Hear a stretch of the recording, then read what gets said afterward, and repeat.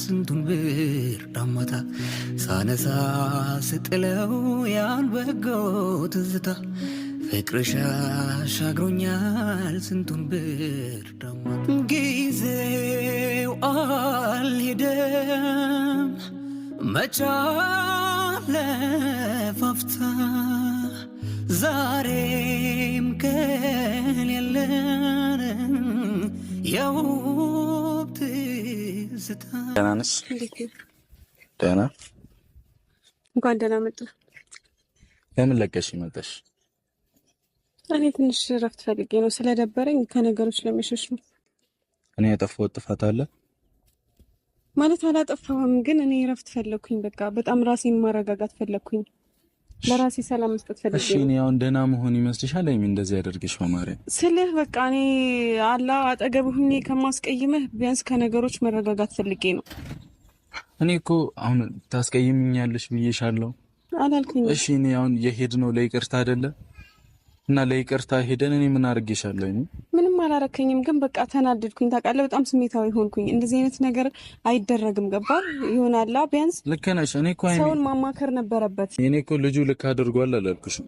እኔ ልክ እንዳላረገ እኮ 100% እኔ ተናግሬያለሁ እኮ። የፈለገ የኛን ጽናት ሊያሳይ ቢሞክር የፈለገ ምንም ቢያደርግ ልክ አላረገም እኮ።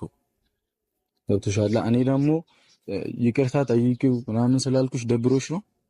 አዎ፣ ምክንያቱም ከአንዴም ሁለቴ ሶስቴ ይቅርታ ጠይቀዋል። እየተረዳኸኝ አይደለም። ገባህ? እኔ አንደኛ ያደረግኩት ነገር በቃ የሰራሁት ስህተት ምንድነው? በሰዓቱ ለሞራሉ ብዬ ወይም ጓደኞቹ ፊት ላለማሳፈር ብዬ ቀለበቱን መቀበሌ ነው።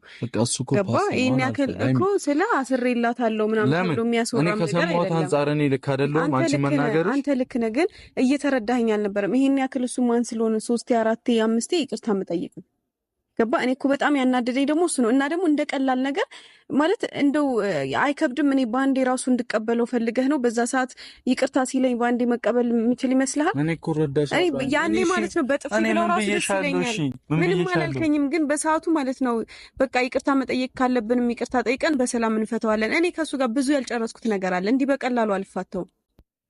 የኔን ህይወት እንዳመሰቃቀለ ካንተ ጋር ያለያየኝ እንደሞከረ አስበው። ተመሰቃቀለሽ። እኛ ስንት ነገር አልፈናል። ምንም ይሁን እኔ ዝም አልለውም። እውነት ስነግርህ በቃ ዝም አልለውም። እሺ አሁንም ብናገርሽ ታኮርፊኛለሽ ማለት ነው? ለዚህ ነው ያኮርፍሽ? በሱ ዙሪያ ከተናገርከኝ አኮርፋለሁ። ምክንያቱም በቃ ለኔ አስቦ ሊሆን ይችላል፣ አንተም አስቦ ሊሆን ይችላል። ቢያንስ ወይ ፍፄን ወይ የሆናቸውን ማማከር ነበረበት። ድንገት መጥቶ የሰው ህይወት እንደማመሰቃቀል ይቅርታ ቀላል አይደለም። ገባ?